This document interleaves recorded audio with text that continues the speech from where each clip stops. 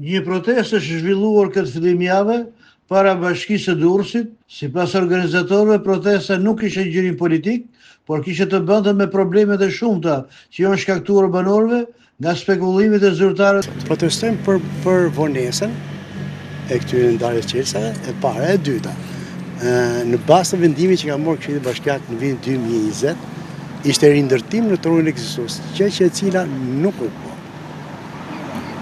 Dhe në marsin e 2023 hoq dhe qiraja, dhe kemi ngel një pozicion sot që vinë marrë informacion si ka sjell firma.